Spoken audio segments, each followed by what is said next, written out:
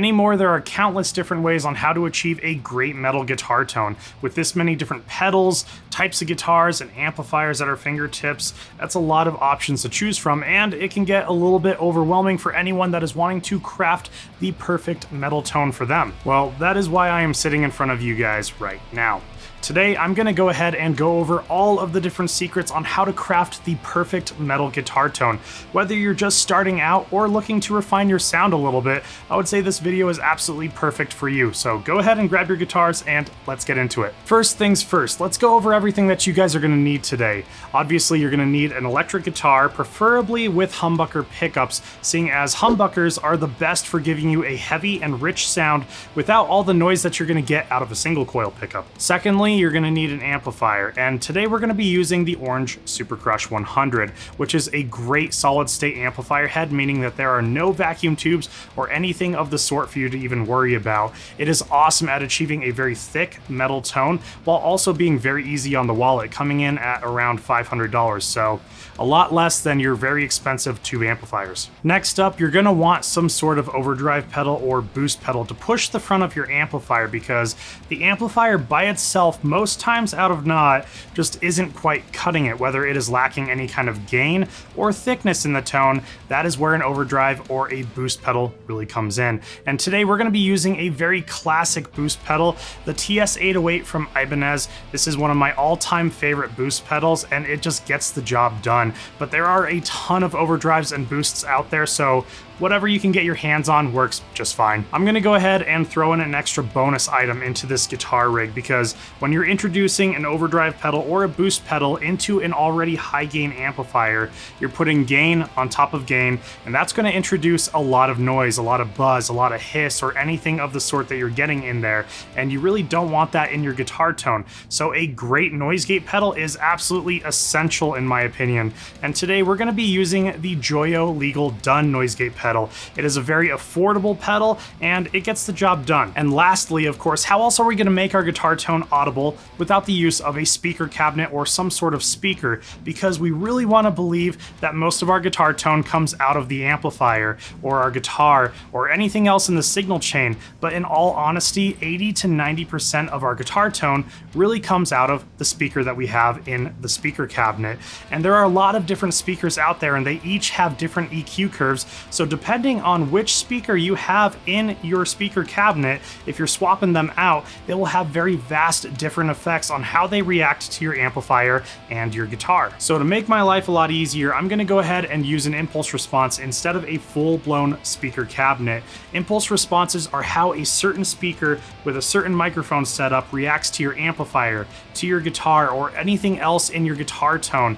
And this will make my life a lot easier because I can switch between different IRs or impulse responses to show you guys how huge of a difference it is between different speakers and different microphone setups. Now that we have everything gathered that we're going to need for the perfect metal guitar tone, let's go ahead and hook everything up and get into it. Okay, everything is all set up right here. I will have my orange Supercrush 100. This is the TS808 Tube Screamer from Ibanez, and then of course there is the Joyo Legal Done noise gate pedal, and I know that the Legal Done can do the 4-cable method, which is a little bit more complex, but just to keep things really nice and easy, I have it running through the send and return effects loop. So everything on the amplifier right now is set at 12 o'clock, and I always like to have everything at 12 o'clock because that is a really nice neutral position. The treble's at 12, the middle is at 12, the bass is at 12, and the gain is also at 12. Like I said, it is just a really nice neutral position to kind of start at. So when you are approaching your EQ section on your amplifier, it is a very careful balance. So if you have too much treble, your sound is going to sound very brittle and very harsh. If you have too much mids, you're going to sound honky and kind of boxy in your sound. And then if you have too much bass, it's going to be very boomy, and you're going to be really competing with the bass guitar in that general area. So it's really a very careful balance on what you need to do to dial in a great guitar tone. So with everything set at 12 o'clock, this is what we have.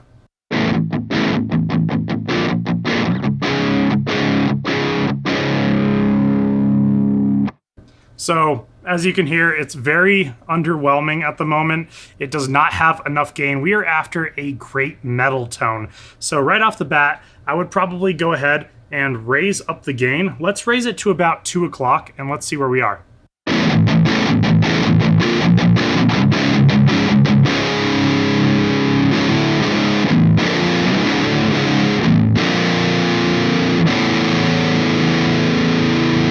So yeah, that is a lot better, though I still feel like the chugs are a little bit lackluster. So let's go ahead and pump it up to about 3 o'clock or so.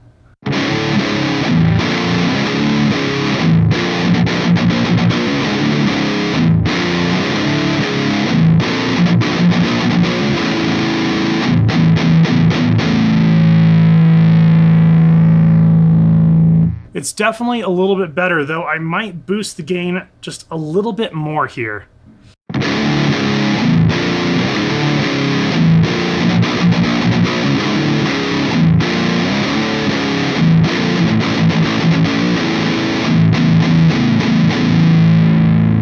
That is sounding a lot better, though now that we have the gain in a good spot, let's go ahead and approach the EQ. So right off the bat to me, it sounds honky, it sounds boxy, so let's lower the mids.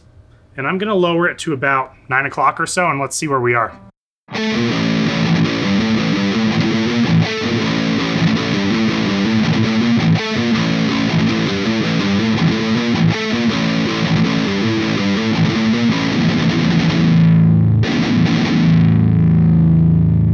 Okay, so now that we've lowered the mids, now I'm really starting to hear a lot of emphasis on the low end, the bass. So I'm gonna lower the bass a little bit, and maybe to around 10 o'clock or so.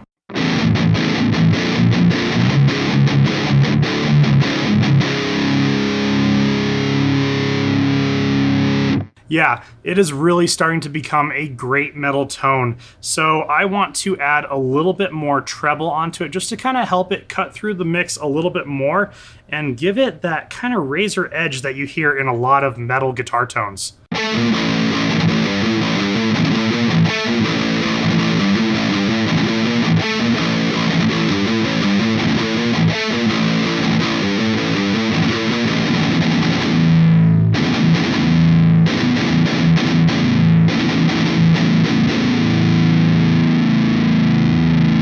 Yeah, that is definitely there. Though now that I've lowered the low end, the bass, and the mids, I feel like I need just a little bit more gain. So let me raise that just ever so slightly here, and let's see what we have there.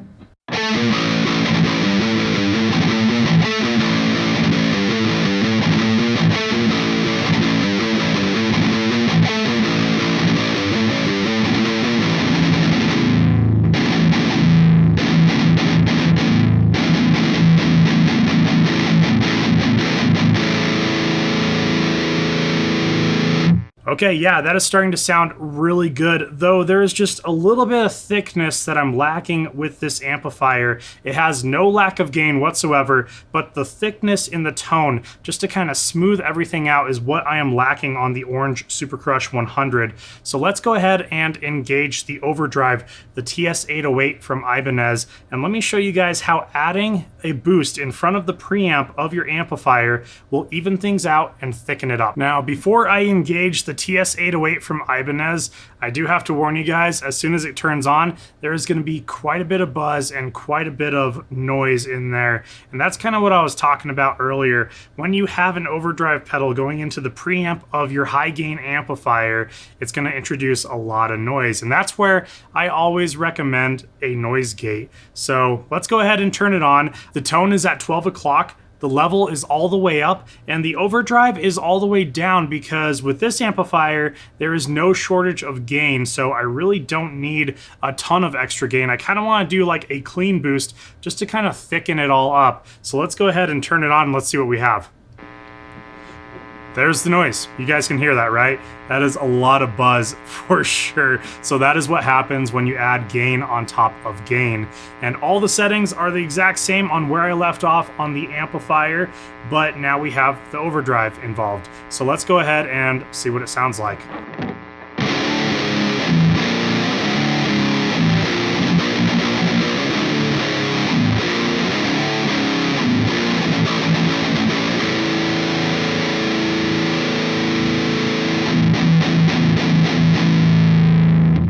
So yeah, you see how that really thickens it up? It even adds just a little bit of gain by doing a clean boost. So right now, right off the bat, that is a little bit too much gain for me. So I'm gonna go ahead and I'm gonna back off on that gain, maybe bring it around 3 o'clock or so, and let's see where we are.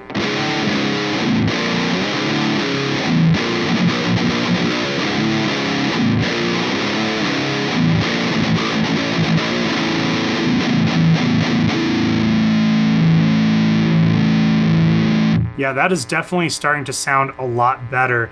And also, when you introduce some sort of overdrive or a tube screamer in front of the preamp, you're also gonna get just a little bit of extra treble on it. So I might raise the bass just a little bit just to kind of compensate for it, just to kind of thicken it up. I wanna make sure my tone doesn't get to be too brittle sounding.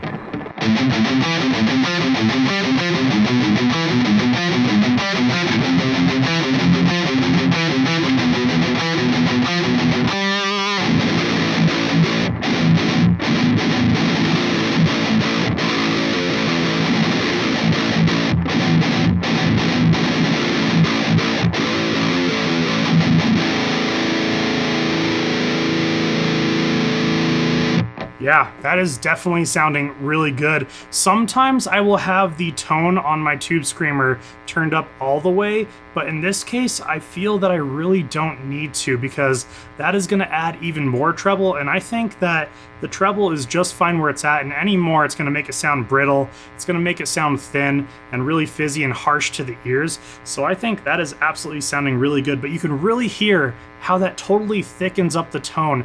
It just kind of smooths out some peaks and it kind of compresses it a little bit as well.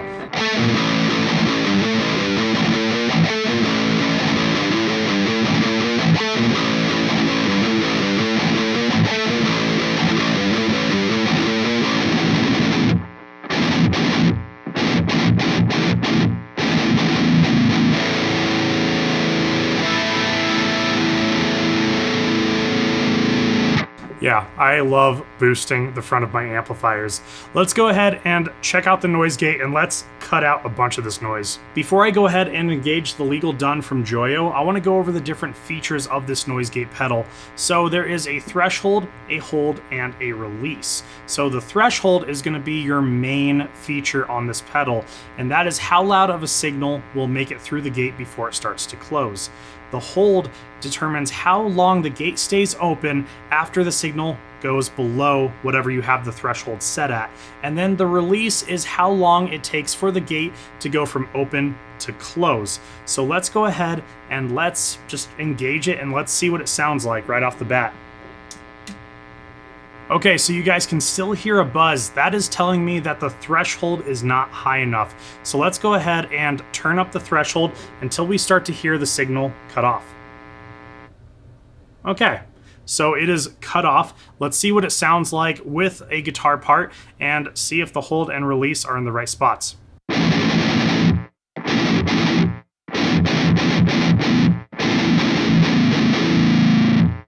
Okay, so there's a little bit of a tail. Let's go ahead and lower the timing on both the release and the hold. And typically, I actually like to have them all the way at 0 because that makes it to where they are the fastest that they can be. So let's see what that sounds like.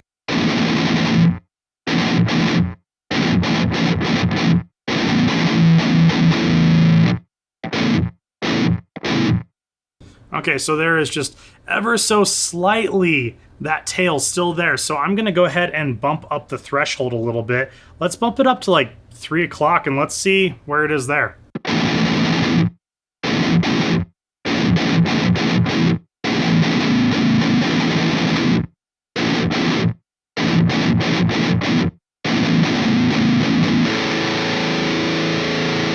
Yeah, that is sounding much better, though I want to make sure that the gate isn't so tight that I still can't play any lead guitar parts, because sometimes noise gates can cut off lead guitar parts because it's not getting quite enough of the signal in there. So let me go ahead and play this.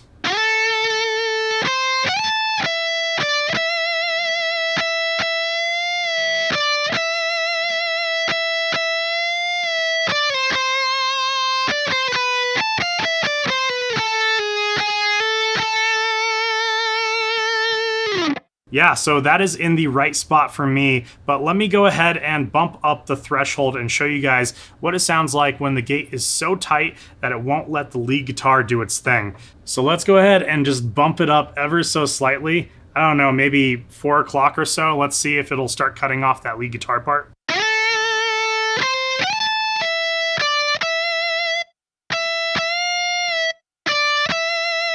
Yeah, so you guys can really start to hear it cut off my lead guitar parts, and that is why you don't want the noise gate to be too tight, because it'll just cut off everything that you play way too early and it'll really sound bad. It just does not sound good at all. Yeah, and that is where 3 o'clock on the legal done works perfect for me, because it cleans it up really nicely for me. I can still do my chugs, but I can also do my leads. So if I hold out some chugs, it won't cut it off. That's perfect. And then my leads.